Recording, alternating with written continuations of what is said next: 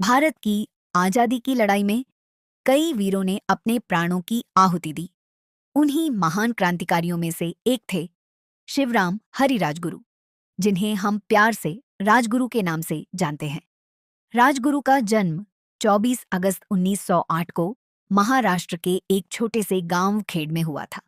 बचपन से ही वे बहुत तेज, साहसी और देशभक्त थे। उनके मन में हमेशा एक ही सपना था, अपने देश को अंग्रेजों की गुलामी से आजाद कराना। जब राजगुरु छोटे थे, तब उन्होंने अपने आसपास अंग्रेजों का अत्याचार देखा। भारतीयों के साथ हो रहे अन्याय को देखकर उनके दिल में क्रोध और देश प्रेम दोनों बढ़ने लगे। वे अक्सर सोचते थे कि आखिर कब तक हमारा देश गुलाम रहेगा। राजगुरु पढ़ाई में भी अच्छे थे, लेकिन उनका मन किताबों से ज्यादा देश की सेवा में लगता था।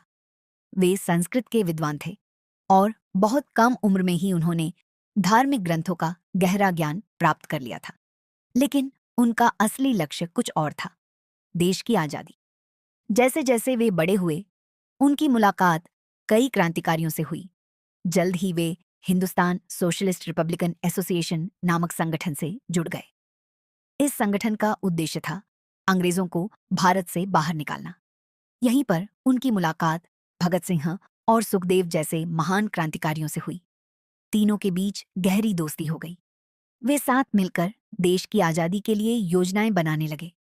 1928 में एक ऐसी घटना हुई जिसने राजगुरु और उनके साथियों के जीवन की दिशा बदल दी।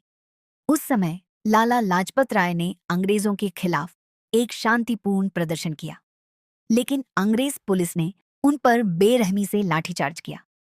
इस हमले में लाला लाजपत राय गंभीर रूप से घायल हो गए और कुछ समय बाद उनकी मृत्यु हो गई।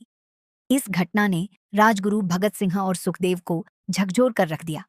उन्होंने तय किया कि वे इस अन्याय का बदला जरूर लेंगे। उन्होंने योजना बनाई कि उस पुलिस अधिकारी को सजा दी जाएगी जिसने लाठीचार्ज का आदेश दिया था।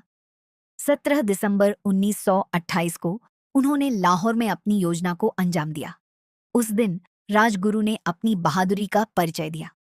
जैसे ही मौका मिला, उन्होंने अंग्रेज अधिकारी सॉन्डर्स पर गोली चला दी। इसके बाद भगत सिंह ने भी गोली चलाई और सॉन्डर्स की मृत्यु हो गई।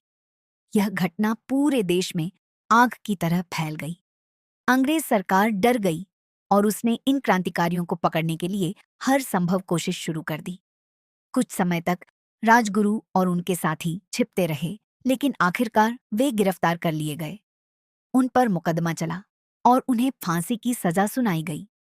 जब राजगुरु को यह पता चला कि उन्हें फांसी दी जाएगी, तो उनके चेहरे पर जरा भी डर नहीं था। वे मुस्कुरा रहे थे, जैसे उन्होंने अपने जीवन का सबसे बड़ा लक्ष्य हासिल कर लिया हो। 23 मार्च 1931 का दिन भारत के इतिहास में हमेशा याद रखा जाएगा। इस दिन राजगुरु भगत सिंह और सुखदेव को लाहौर जेल में फांसी दे दी गई।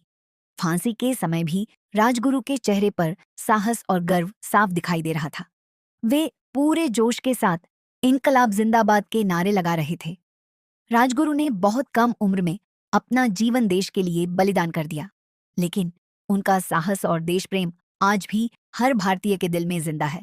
उनकी कहानी हमें यह सिखाती है कि अगर हमारे अंदर सच्चा जुनून और देश के प्रति प्रेम हो, तो हम किसी भी मुश्किल का सामना कर सकते हैं।